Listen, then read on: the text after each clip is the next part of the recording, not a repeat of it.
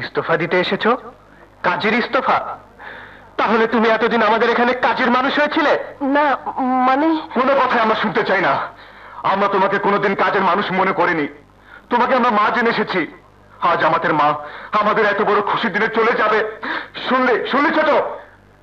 হ্যাঁ শুনেছি। কেউ যদি যেতেই চায় তাকে আটকানো যায় না। মা যদি সন্তানদের ছেড়ে চলে যেতে চায় যাক, আমরা বাধা দেব না। বাবা, এ বিয়ে হবে না। হবে না? না হবে না। আমাদের মা যদি আমাদের খুশির এই দিনে চলে যেতে চায় তাহলে কি হবে এই খুশি দিয়ে? চাই না খুশি। তোমরা আমাকে ভুল বুঝো না।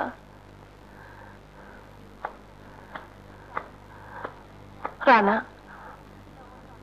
আমি এতদিন আমার দুই বোনের দায়িত্ব পালন করে এসেছি।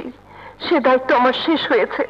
তাই আমি মুক্তি চেয়েছি শুধু। মায়ের দায়িত্ব সেই দিনই শেষ হয় যেদিন মায়ের সমস্ত দায়িত্ব এসে পড়ে সন্তানের উপর। এখন থেকে তোমার সমস্ত দায়িত্ব এই দুই সন্তানের উপর। এখন আমরা যা বলবো তোমাকে তাই করতে হবে, তাই মানতে হবে।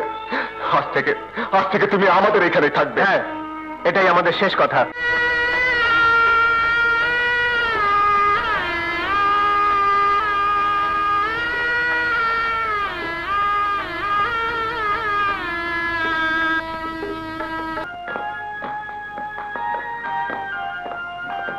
বাবা, জার্মানে পৌঁছে কিন্তু টেলিফোন করবে। নিশ্চয়ই করব। তোমরা ভালো থেকো। এবার আসি বৌমা। জি।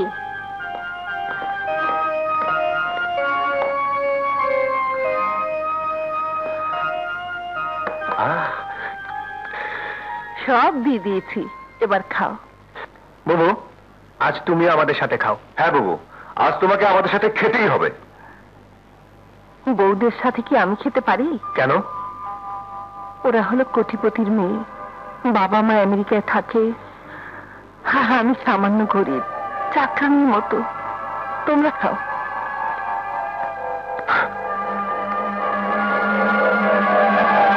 বড়, বুবুকে আমার কেমন যেন মনে হচ্ছে। ঠিকই বলেছিস, বুবুকে দেখলে আর আগের মতো মনে হয় না। এখন বুবুকে দেখলে মনে হয় একটা যন্ত্রণা বুকের মাঝে বয়ে বেড়াচ্ছে। আমার মনে হয় ওনার বোনেরা ওনার সঙ্গে বেইমানি করেছে। সেদিন বোনদের কথা বলতেই বুবু কি বলেছে শুনিসনি? হ্যাঁ, সেদিনের কথা শুনে আমারও কেমন যেন মনে হয়েছিল। আমার ধারণা যদি সত্যি হয় আর বোনদের জন্য যদি বুবুর কিছু হয় তাহলে ওই দুই বোনকে আমি নিজের হাতে গুলি করে মারবো, আর আমি গলা টিপে মারবো।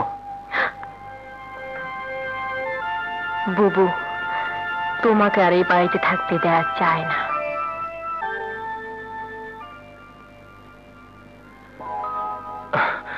এসো বুবু।